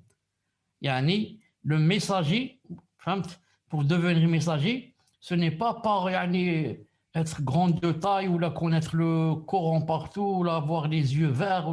Non, c'est quelqu'un que Allah Azza wa Jal choisit. Allah Ta'ala regarde dans les cœurs et c'est lui qui choisit. C'est lui qui choisit qui il veut parmi ses serviteurs. C'est pour ça beaucoup de kuffars, ils faisaient le hasad au prophète. Pourquoi Za'ama lui prophète? Pourquoi ce n'est pas X ou Y de notre tribu? C'est une personne, masha'Allah, pourquoi le message n'est pas descendu sur cette personne? Et spécialement sur Mohammed, et même sur tous les juifs. Ils disent beaucoup cela. Pourquoi sur un arabe? Pourquoi pas sur nous? Non, c'est Allah Ta'ala qui choisit qui il veut, c'est pas toi qui décides ou qui choisit. Ensuite, qu'est-ce qu'il descend comme message? Avertissez qu'il n'y a pas d'autre divinité si ce n'est moi. C'est pas la seigneurie, la divinité. Craignez-moi donc. Craignez-moi donc. Naam, craignez donc la crainte d'Allah subhanahu wa ta'ala et son adoration. Naam. افتتح الرسل دعوتهم إلى الله بهذا التوحيد وافتتح به الرسل دعوة قومهم إلى الله فكل رسول يقول لقومه اعبدوا الله ما لكم من إله غيره. الأعراف الآيات 59 والخامسة والستون والثالثة والسبعون والخامسة والثمانون. قالها نوح وهود وصالح وشعيب وكل رسول صلوات الله وسلامه عليهم أجمعين. Les messagers ont débuté leur appel à Allah par cette unicité. C'est par cette sorte d'unicité que les messagers ont débuté l'appel de leur peuple à Allah. Chaque messager dit à son peuple, adorez Allah. Pour vous, pas d'autre divinité que lui. Al-A'raf, versets 59, 65, 73 et 85. Cela a été dit par Nuh, Hud, Salih, Shu'aib et tout messager. Salawatullah wa salamuhu alayhim ajma'in. Donc, tenez bien ça, comme on a dit, on résume, tous les messagers sont venus pour faire le tawhid de quoi? De la divinité de l'adoration, pas de la seigneurie. Tous ils ont dit à leur peuple, adorez Allah. Ils n'ont pas dit, reconnaissez qu'Allah c'est le Seigneur, mais plutôt adorez-le. Il n'y a pas d'autre divinité que lui. À partir de Nuh qui est le premier, c'est qui le premier messager? C'est Nuh. Et c'est qui le premier prophète? C'est Adam. Adam, premier prophète, Nuh, le premier à avoir reçu le message. Donc, de Nuh, et en passant par Hud, Salih, Shu'aib, tous ils ont dit adorez Allah subhanahu wa ta'ala seul. Mais l'auteur, le Barj Sahim Allah ta'ala, n'a pas cité par exemple les versets où Nuh a dit, Hud, Saleh et Shuaib, naam, et je les ai préparés pour vous, Inch'Allah Ta'ala. Quant à Nuh alayhi salam, naam, yani, ce qu'il a dit. اقرأ. لقد أرسلنا نوحا إلى قومه فقال يا قوم اعبدوا الله ما لكم من إله غيره إني أخاف عليكم عذاب يوم عظيم. سورة الأعراف الآية 59. Nous avons envoyé Noé vers son peuple. Il dit, ô mon peuple, adorez Allah. Pour vous, pas d'autre divinité que lui. Je crains pour vous le châtiment d'un jour terrible. Donc vous avez entendu ce qu'a dit Nuh. Ô mon peuple, adorez Allah. Ce n'est pas ô mon peuple, attestez que Allah c'est le Seigneur et qui fait tomber la pluie dans les enfants. Non, adorez-le. Alors, c'est ça l'essentiel. Adorez-le. Naam, adorez-le. Le théorie de la Seigneurie, c'est essentiel aussi. Mais on la touche, comme j'ai dit. Yani, l'être humain là, yani, dans sa fitra. Mais ce qu'il n'a pas, c'est le théorie de la divinité. Naam. Donc vous avez vu ce que Nuh a dit. وإلى عاد أخاهم هودا قال يا قوم اعبدوا الله ما لكم من إله غيره أفلا تتقون. سورة الأعراف الآية 65. Et au Had, le frère Hud, ô mon peuple, dit-il, adorez Allah. Pour vous, pas d'autre divinité que lui. Ne le craignez-vous donc pas? Donc Hud, qu'est-ce qu'il a dit? Comme Nuh, ô mon peuple, adorez Allah. Tous les messagers sont venus avec cette phrase. Ô mon peuple, adorez Allah. Ensuite, il leur fait peur. Attention, pas de divinité que lui. Bon, ici, il n'a pas cité cela. Ne le craignez pas. Ne le craignez-vous donc pas? Naam. Tu reconnais que c'est le Seigneur des mondes et tu l'adores pas. Et tu n'as pas peur de lui. Tu ne crains pas. Tu crains pas le jour où tu vas le rencontrer. Regardez, j'ai mis un trait sous leur frère. Et au Had, leur frère, avec un trait. On va voir pourquoi. نعم. وإلى ثمود أخاهم صالحا قال يا قوم اعبدوا الله ما لكم من إله غيره قد جاءتكم بينة من ربكم. سورة الأعراف آية 73. Et au Thamoud, leur frère Salih, ô mon peuple, dit-il, adorez Allah. Pour vous, pas d'autre divinité que lui. Certes, une preuve vous est venue de votre Seigneur. La même chose, Saleh. Qu'est-ce qu'il a dit au mon peuple? Adorez Allah, adorez Allah, adorez Allah. Leur frère avec un trait. وإلى مدين أخاهم شعيبا قال يا قوم اعبدوا الله ما لكم من إله غيره قد جاءتكم بينة من ربكم. سورة الأعراف الآية 85. Et au Madian, leur frère Shuaib, ô mon peuple, dit-il, adorez Allah. Pour vous, pas d'autre divinité que lui. Une preuve vous est parvenue de votre Seigneur. Adorez Allah. Vous avez remarqué, adorez Allah. Et leur frère. Taïb, avant cela. Non. On revient ici, plus la dernière diapo. Vous avez remarqué, non. Ici, il a dit leur frère, alors que Shuaib n'est pas le frère de Madian. Non, n'est pas le frère des Madian. On monte un peu plus haut.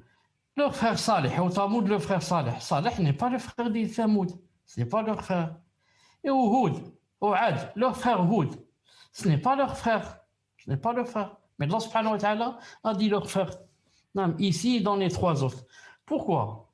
Il dit leur frère. Non, c'est comme si Allah ta'ala voulait nous dire que quand quelqu'un veut faire la da'wah, non, il faut faire au maximum que comme si tu étais quelqu'un d'eux, et même si tu étais le frère à qui tu veux faire da'wah. Non, certains ont dit comme ça, pour qu'il accepte de toi. Et ensuite, si toi, tu vas parler avec un étranger, tu ne vas pas le considérer comme tu lui veux du bien, comme tu veux le bien à ton frère, alors tu vas être violent avec lui. Tu vas être dur. Mais si c'est comme ton frère, non, tu vas être doux, tu vas essayer de supporter, de patienter, Non. Toujours quand quelqu'un fait da'wah, il l'a fait comme s'il parlait avec son frère, alors que c'est un étranger pour lui. Non. Juste pour que le message passe, Inch'Allah Ta'ala. Mais si tu prends direct la personne, comme c'est ton ennemi, c'est pas ton frère celui-là, alors tu vas pas réussir dans ta da'wah. Non. Tu vas être brusque, tu vas être violent, tu vas être dur, tu vas être... Non, tu dis, moi, je m'en fiche. Qu'il accepte, tu l'acceptes pas. Non. Mais si c'est comme ton frère, tu lui veux du bien, tu vas insister pour lui faire passer le message بإذن تعالى, pour lui faire يعني arriver tout ce bien بإذن الله تعالى. نعم. تفضل. قال تعالى 35 sur وإبراهيم. نعم. 35 sur 34. 35. Peut-être ça va s'arrêter à 50 ou 60. On a dépassé la limite. تفضل. Cheikh. En plus, subhanallah, avec Kamel, on parlait en privé quand vous êtes parti. On s'est dit comment ça se fait qu'il y a 34 diapos alors qu'il reste encore pas mal de textes. هذا هو هذا. إن شاء الله on a jusqu'au fajr. تفضل.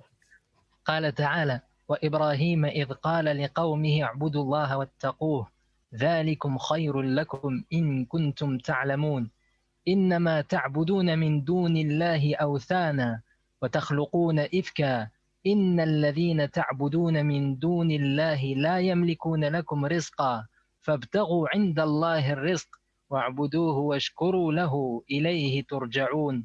Et il a dit Ta'ala, selon une traduction du sens, et Ibrahim, quand il dit à son peuple, adorez Allah et craignez-le. Cela vous est bien meilleur si vous saviez. Vous n'adorez que des idoles en dehors d'Allah et vous forgez un mensonge. Ceux que vous adorez en dehors d'Allah ne possèdent aucun moyen pour vous procurer nourriture.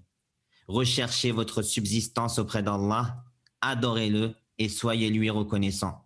C'est à lui que vous serez ramenés. Al-Ankabut, versets 16 à 17. Non, donc, Ibrahim a dit comme tous les autres, adorez Allah Azza wa Jal, craignez-le, n'adorez pas vos idoles, les idoles vous adorez. Ne vous ramènent rien, elles ne possèdent aucun moyen pour vous procurer une nourriture. Enfin, ici, il n'a pas dit nourriture. Rizqan, c'est-à-dire subsistance. Nourriture, c'est ta'am. Il n'a pas dit lakum ta'aman. Et nourriture, c'est très restreint. Mais risque, subsistance, c'est beaucoup plus global. La subsistance, ça rentre, si Allah Ta'ala t'a aidé à acheter une voiture, si tu as acheté une maison, tout ça, ça rentre dans le risque bi'idhna Ta'ala. Donc, il a dit, recherchez votre risque auprès d'Allah subhanahu wa ta'ala, adorez-le et soyez lui reconnaissant, c'est à lui que vous serez ramenés. Naam. Tfaddal, pour qu'on termine.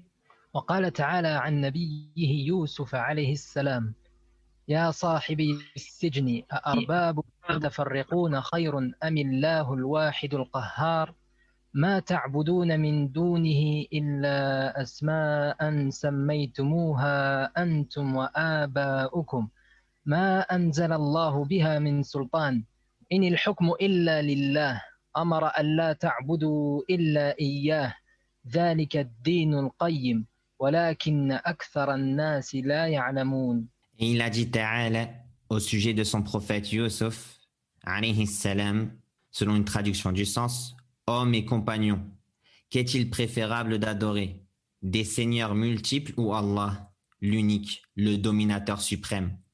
Vous n'adorez en dehors de lui que des noms que vous avez inventés, vous et vos ancêtres, pour lesquels Allah n'a fait descendre aucune preuve.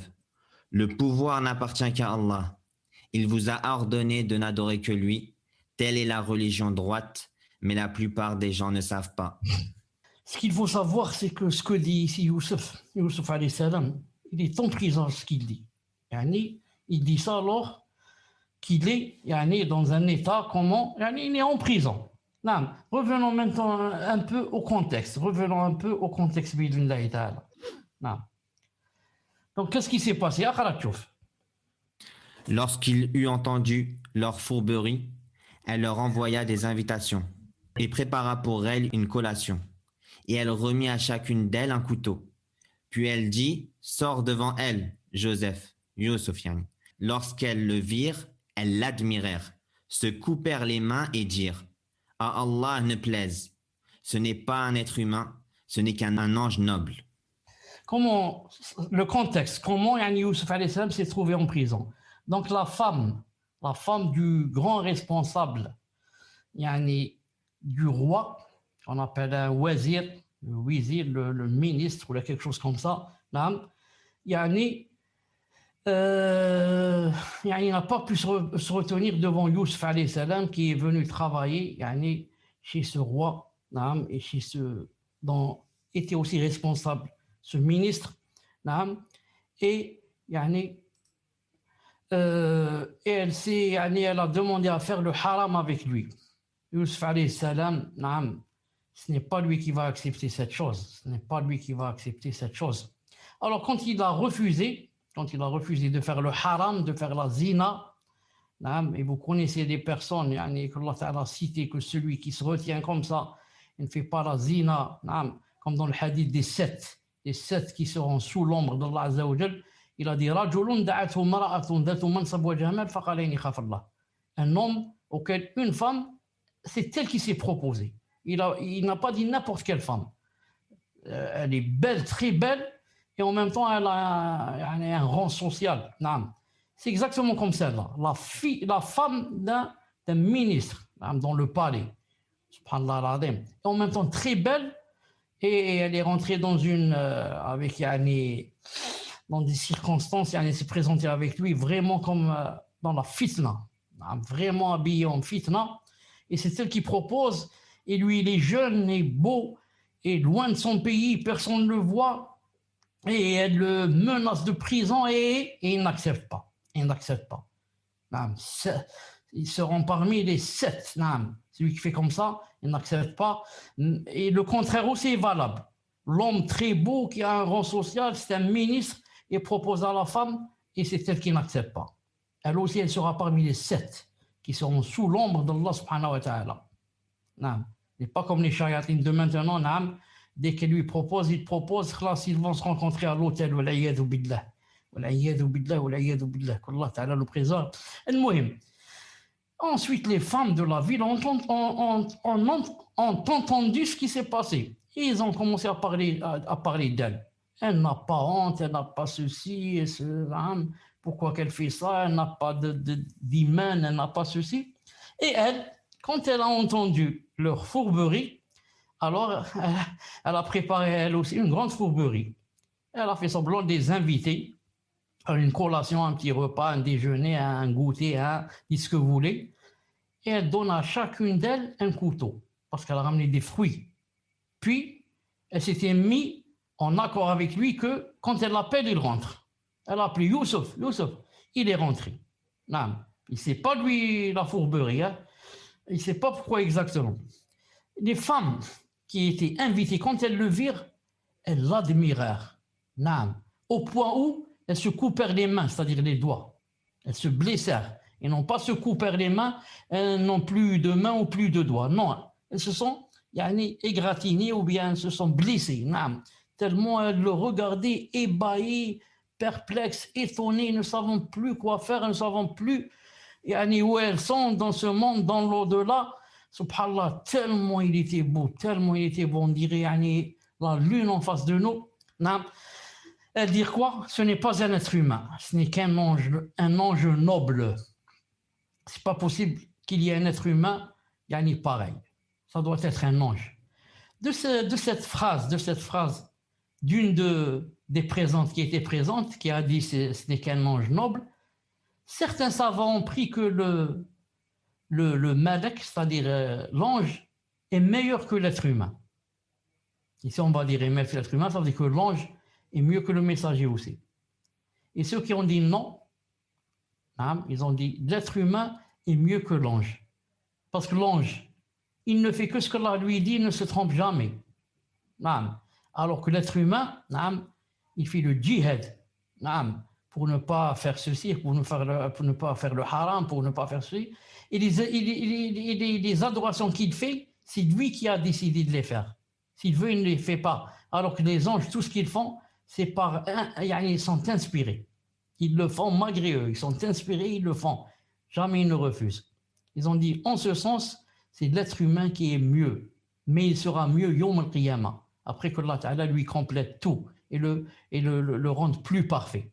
Mais maintenant, dans cette dunya, bien sûr, l'ange est mieux en ce sens qu'il ne se trompe jamais, alors que l'être humain fait beaucoup de dégâts et fait beaucoup de péchés. Ici, quelqu'un va dire, comment se fait-il que l'être humain sera mieux alors qu'elles ont bien dit que il est comparé à l'ange. Et quand on compare une chose à une autre, la chose qui est comparée est toujours moindre que la chose à laquelle elle a été comparée. Quand je dis cet homme est beau comme la lune est plus belle que lui, bien sûr. Et c'est quand elle a dit, ils l'ont comparé à l'ange. Ça veut dire que l'ange est mieux que l'être humain. Alors on dit, comment on va répondre à cette phrase ici? Ce n'est qu'un ange noble. On dit ça, c'est une femme qui a dit ça. C'est pas Allah qui a dit ça. C'est Allah, c'est cette femme qui a dit ça, ou bien le groupe de femmes qui ont dit ça, et c'est pas Allah qui a dit ça. C'est un avis, c'est leur avis. Elles ont fait un ijtihad, elles ont fait un effort de compréhension, de je ne sais pas, de comparaison, et elles sont arrivées à cette conclusion. Donc, c'est pas Allah qui a dit ça. C'est un peu comme le shaitan quand il a dit que je ne me prosterne pas parce que moi je suis mieux que lui. Il a été créé de terre et moi j'ai été créé de feu. Est-ce que ça veut dire que le shaitan est mieux? Ah, ça c'est son avis. C'est lui qui a dit je suis mieux parce que je suis du feu. C'est son avis. C'est pas Allah qui a dit ça. La même chose ici. طيب, on continue. Samir. نعم. Wesh bek راك تخمم tu penses à qui toi? Tu penses à quoi? Allah al-Mustan. Vous savez, Allah subhanallah, al-Mustan. ces derniers jours, la connexion est très lente avec ils font des travaux pour l'Internet. Y a Allah pas de problème, al-Mustan. تفضل. Donc là, avec Vas-y. comme cher. Elle dit, voilà donc celui à propos duquel vous me blâmiez. J'ai essayé de le séduire, mais il s'en défendit fermement. Or, s'il ne fait pas ce que je lui commande, il sera très certainement emprisonné et sera certes parmi les humiliés. Maintenant, elle a dit, elle a essayé et elle est arrivée à son but, c'est-à-dire d'établir la preuve sur les autres. Vous les femmes qui parlez dans la ville de moi et qui parlez beaucoup, vous ne savez rien. Si vous étiez à ma place, vous auriez fait plus que moi. D'ailleurs, elle a dit, voilà donc celui à propos duquel vous me blâmiez. Hein? Maintenant, hein, vous vous êtes coupé les doigts à cause de lui. Hein? Eh bien, sachez que j'ai essayé de le séduire, mais vraiment, yani, il avait, mashallah, l'iman, une relation très forte avec Allah subhanahu wa ta'ala. Non, j'ai pas pu. Mais malgré cela, s'il ne fait pas, je persiste et j'insiste, s'il ne fait pas ce que je lui ai demandé, il sera emprisonné et parmi les humiliés. C'est ce qu'elle pense, mais elle se trompe. On va voir, Inch'Allah ta'ala. Il dit, ô mon Seigneur, la prison m'est préférable à ce à quoi elle m'invite. Et si tu n'écartes pas de moi leur ruse, je pencherai vers elle et serai du nombre des ignorants, c'est-à-dire des pécheurs. Naam, Youssouf alayhi salam. Naam, qu'est-ce qu'il a fait quand il a senti la pression sur lui? Naam, il revient vite vers Allah subhanahu wa ta'ala comme reviennent tous les vrais croyants. Naam, oh mon Seigneur. La prison, puisqu'elle lui a dit je te ferai rentrer en prison. Ya Rabbi, la prison m'est préférable à ce quoi elle m'invite. La prison, juste c'est une adoration. Je rentre dans la prison, je fais le dhikr, je lis ce qu'il faut lire, je prie, je jeûne, et je ne fais pas la zina. La prison, ma'alish, et pas la zina. Voilà comment le croyant doit être et comment il se comporte. Dès qu'il se passe quelque chose, il lève les mains vers Allah subhanahu wa ta'ala. Ya Allah, faites-moi une solution. Ya Allah, aidez-moi. Ya Allah, je préfère la prison plutôt que de faire le péché, le grand péché, la zina. Car ceux qui font la zina, Yom al-Qiyamah, dans le hadith authentique, il y a un feu spécialement pour les parties intimes. À part Jahannam, le feu de Jahannam, il y a un feu spécialement qui va directement aux parties intimes. Vous savez que les parties intimes, c'est l'endroit le plus sensible, que ce soit pour un homme ou une femme. Imagine une petite blessure dans les parties intimes, ça fait souffrir un mois ou là je ne sais combien. Imagine le feu de Jahannam ou l'iyadu billah. Ya Allah, si tu n'écartes pas de moi le ruse, je risque de tomber dans le péché, ya Allah Ta'ala. Et je serai des ignorants. Toute personne, les salaf ont dit, toute personne qui fait le péché, le grand péché, est considérée comme une personne ignorante, jahil. Jahil. Non. Qu'est-ce que ça veut dire jahil? Il ne sait pas, il sait que c'est haram. Mais il fait comme les juhal, qui savent que c'est haram et il fait le haram. Quelle est la différence entre toi et les juhal? Jahil, non, jahil. Son Seigneur l'exauça donc et l'éloigna de lui leur ruse. C'est lui vraiment qui est l'audient et l'omniscient. Quand quelqu'un fait des doigts à Allah subhanahu wa ta'ala pour le préserver, pourquoi il ne va pas te préserver? Il l'a préservé, lui. Il a éloigné de lui le ruse. Toute personne qui demande à Allah Azza wa Jal sincèrement, naam, d'éloigner de lui le péché, Allah subhanahu wa ta'ala aime ça. Et aime celui qui ne fait pas le péché. Et aime celui qui demande à être préservé. Naam. Mais si tu ne veux pas demander à Allah subhanahu wa ta'ala et tu dis non, moi je retiens. Ah, moi je vais regarder le film de Astaghfirullah ta'ala. Je vais regarder des films pornographiques, mais je ressens rien moi. Moi je suis fort. Ah, tu es fort toi. Après il va, je ne sais pas quoi faire avec sa main ou là avec le haram. Wal'iyadu billah. Naam. On doit demander à Allah subhanahu wa ta'ala de nous préserver et de s'éloigner, ne pas regarder. Ne pas dire je regarde et je ne fais pas le haram. Là, ne regarde pas, c'est haram de regarder. Ne regarde pas du tout. Ne réponds pas du tout au téléphone si tu sais que c'est une femme qui cherche la fitna. Non. Ne lis pas du tout son message si elle a envoyé un message. C'est pas, tu vas prendre le numéro de téléphone et tu vas dire je ne vais pas lui téléphoner. Le fait que tu as accepté de prendre le numéro de téléphone, là, c'est trop tard. Le fait que tu répondes la première fois au message, au Viber, au WhatsApp, c'est trop tard. Ça va plus s'arrêter. Il a masha'Allah. Il a masha'Allah. Quelqu'un, un ami qui est masha'Allah, m'a raconté, il m'a dit une fois, une fille est tombée folle de moi. Et elle m'a dit, folle et moi, avec la barbe, avec la moi, je suis loin, j'aime pas ces choses. Elle me suivait, elle ceci, elle cela.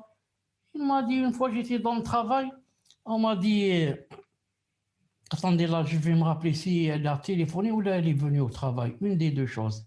Une des deux choses. Peut-être qu'elle a téléphoné. On m'a dit téléphone. Moi, j'ai pris le téléphone, je ne sais pas qui c'est. Il m'a dit c'est elle. Subhanallah, elle m'a dit combien elle a eu mon numéro. Alors, ceci, elle a commencé à parler. Celui-là a dit prends mon numéro, prends. Il a dit d'accord, d'accord. Elle a commencé à dire numéro 6, 05, 04. Il m'a dit moi, j'écrivais pas. Je dis d'accord, 05, 04, 02, 00, moins 50, moins 40. Écris. Naam, saha, d'accord, allez, on bat, salam alaikum. Il a raccroché. Il a dit, alhamdoulilah, je n'ai pas pris le numéro. Si je le prends, c'est trop tard.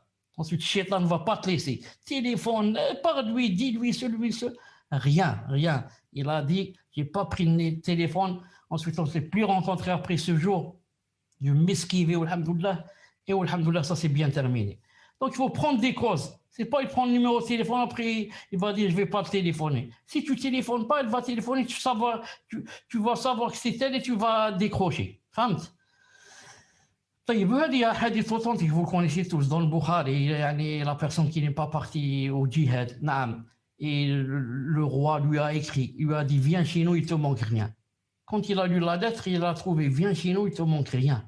Qu'est-ce qu'il a fait? Il a dit je l'ai directement jeté au feu. Pourquoi? Parce que si tu vas garder ta lettre, la lettre du roi chez toi, viens, il ne te manque rien ici, tu auras tout, on va te faire ceci, on va te faire cela. Un jour, 2 jours, 3 jours, tu vas patienter, ensuite tu vas partir. Tu vas partir chez le roi, chez le kafir, et tu vas vendre ta religion. Mais celui-là, qu'est-ce qu'il a fait? Il l'a jeté directement au feu, pour ne plus la relire et ne pas avoir de waswas. Comme a fait un peu notre ami. Directement, il n'a pas pris le numéro de téléphone. Si tu le prends, tu vas tomber dans le péché. Non. Puis, après qu'ils eurent vu les preuves de son innocence, il leur sembla qu'ils devaient l'emprisonner pour un temps. Donc, chauffe, des fois, la personne est sur la vérité, sur le droit chemin, sûr, mais les gens veulent lui faire du mal et veulent l'entrer en prison. Alors ici, ça va commencer. 2 valets entrèrent avec lui en prison. L'un d'eux dit « Je me voyais en rêve pressant du raisin ». Et l'autre dit « Et moi, je me voyais portant sur ma tête du pain dont les oiseaux mangeaient. Apprends-nous l'interprétation de nos rêves. Nous te voyons au nombre des bienfaisants. » Même en prison, Youssef alayhi salam, quand les deux sont rentrés avec lui en prison, ils travaillaient avec lui chez le roi, dans le palais. Ces deux-là ont été accusés de, comme quoi ils voulaient faire, comme on dit maintenant, un coup d'état au roi. Non, ils ont été envoyés en prison. Dès qu'ils ont vu Youssef alayhi salam, sauf le croyant, le vrai croyant, qui a à la fois, masha'Allah, ils ont vu déjà, ils ont dit, nous te voyons au nombre des bienfaisants.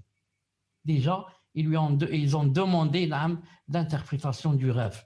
Ils ont vu de lui sûrement, il faisait beaucoup de dhikr, disait ce qui était descendu sur lui. Le croyant, dans son apparence déjà, ça se voit que c'est quelqu'un de masha'Allah. Même en prison, les gens font la différence entre le prisonnier simple et celui qui est masha'Allah.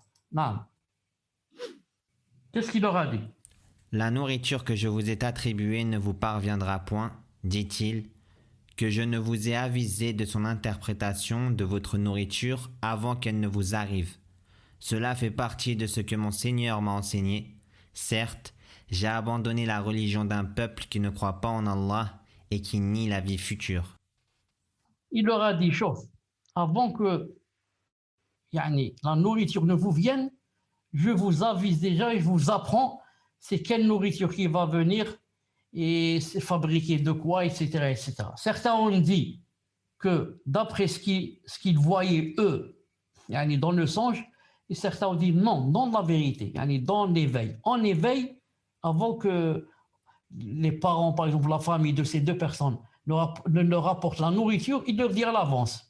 On va vous ramener, par exemple, une soupe avec, je ne sais pas, de la bouillabaisse ou je ne sais pas quoi. On va vous ramener du couscous, de ceci, cela. Subhanallah al-Adim.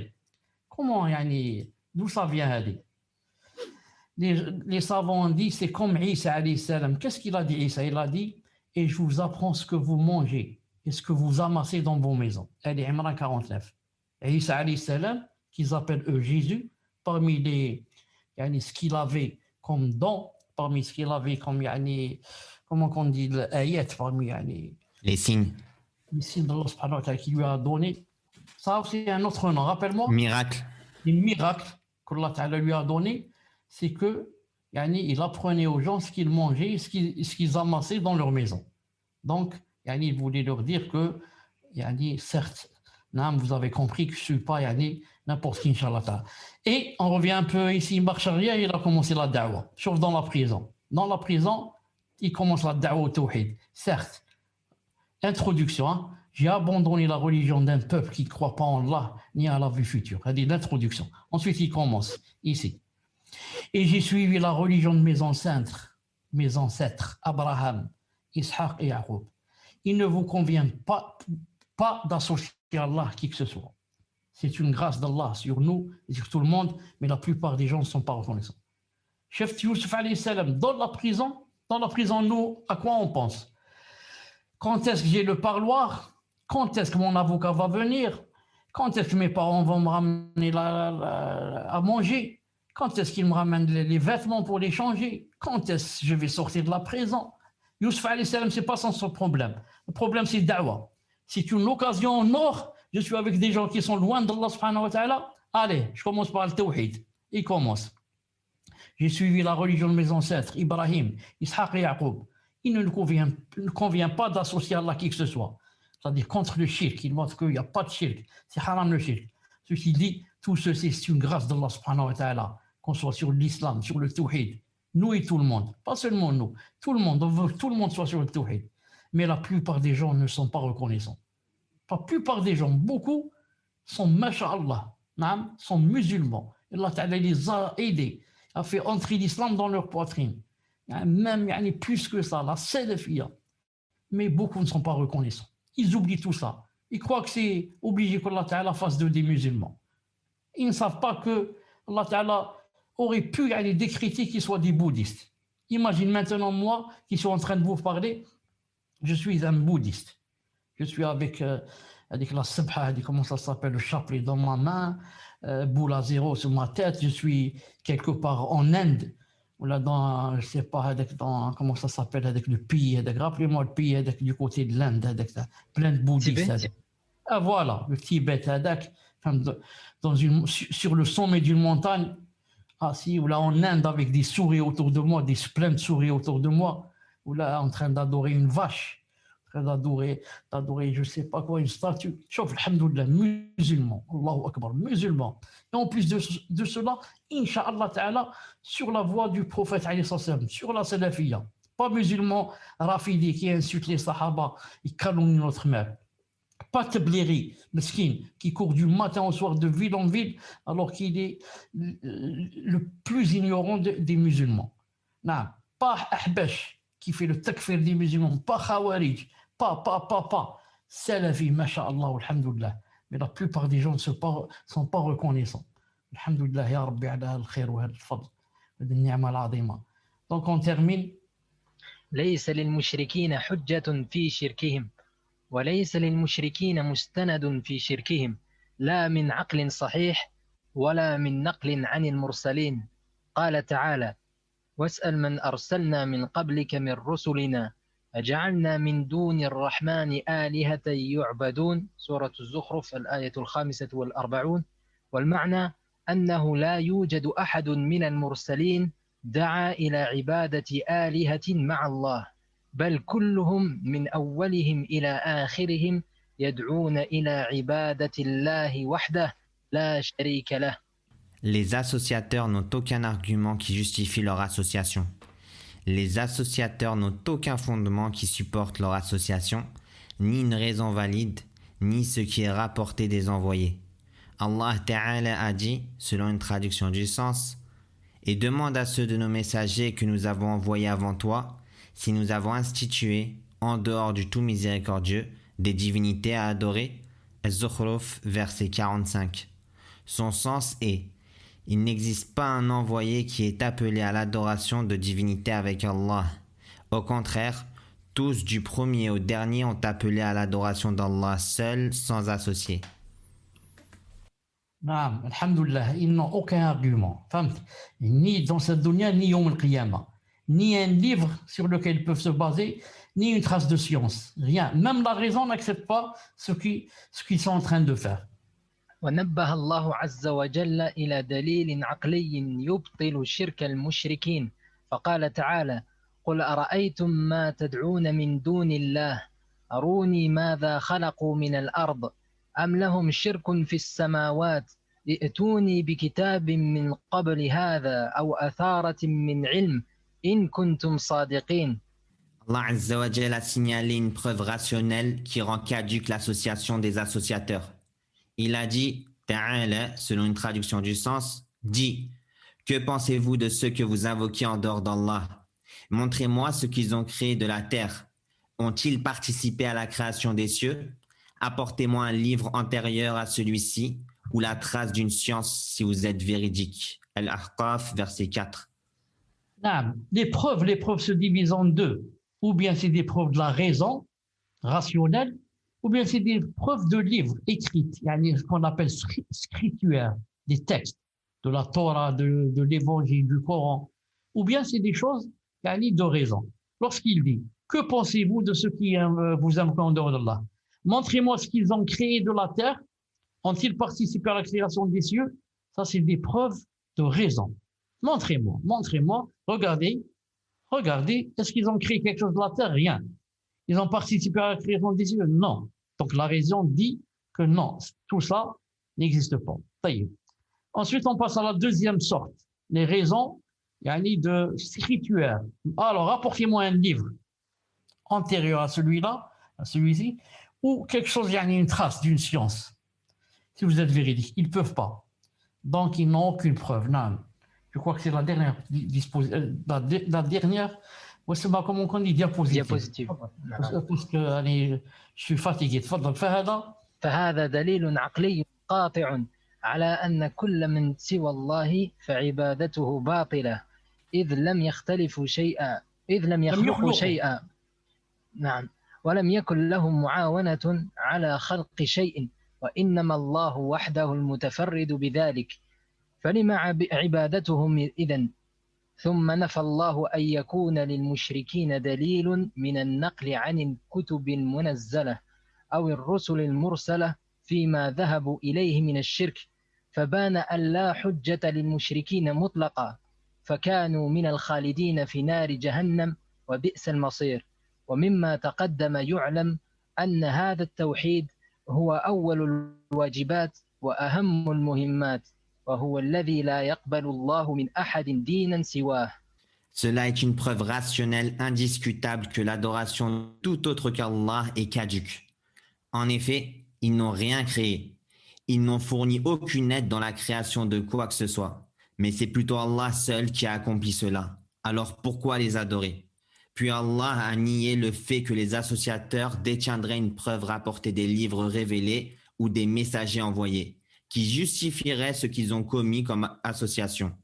Il apparaît alors en toute clarté que les associateurs n'ont absolument aucun argument. Ils iront alors pour l'éternité dans le feu de l'enfer, et quelle mauvaise destination. Par ce qui précède, on sait que cette unicité est la première obligation. Elle relève de la plus primordiale des importances et Allah n'accepte aucune autre religion que celle-ci. Donc, pour terminer, on va dire que ils n'ont aucune preuve de ce qu'ils font. Ce sont des choses qu'ils ont inventées et ils font ça aussi par imitation à leurs ancêtres. Et ce qu'il faut savoir, et c'est avec quoi on va terminer, c'est que cette unicité, l'unicité de la divinité, توحيد الإلهية والألوهية والعبادة, c'est la première obligation. Donc, la première obligation, c'est quoi? C'est de faire توحيد الألوهية et non pas توحيد الربوبية. C'est la première obligation. C'est pour ça, nous, quand on fait la da'wa, et vous, quand vous faites la da'wa, vous faites la da'wa à la divinité, à l'adoration. Et ce n'est pas ce que Allah Ta'ala a créé le monde, créé le ciel, créé le terre. Ça, avec un athée qui ne croit en rien, on lui parle un peu de ça. Mais surtout, on parle de la première obligation qui est tawhid, la divinité, tawhid, l'adoration. Elle révèle de la plus primordiale des importances. Et Allah n'accepte aucune autre religion que celle-ci. أقول ما تسمعون واستغفر الله لي ولكم et نلتقي إن شاء الله تعالى très bientôt. سبحانك اللهم وبحمدك أشهد أن لا إله إلا أنت أستغفرك وأتوب إليك. Est-ce que vous avez quelque chose à dire, les admis? بارك الله فيكم شيخ جزاكم الله خيرا أحسن الله إليكم. Vous voyez pas que l'écran c'est un peu ou là seulement chez moi. Vous voyez l'écran normal? Non, normal, cheikh. Il y a le site internet, Twitter, Telegram. Non, pas chez moi, parce qu'il n'y a plus de batterie, donc c'est devenu très subhanallah. Faible. C'est très faible. On termine, Inch'Allah Ta'ala, avec la dernière hadith. Le cours, Inch'Allah, après-demain, ou là, dans 2 jours, Inch'Allah Ta'ala, d'après, comment vont les choses, bi'idhnillahi Ta'ala. Hafidakumullah, cheikh. Hafidakumullah. Shukran. Salam alaikum wa rahmatullahi wa barakatuh. وعليكم السلام ورحمة الله وبركاته. شكرا.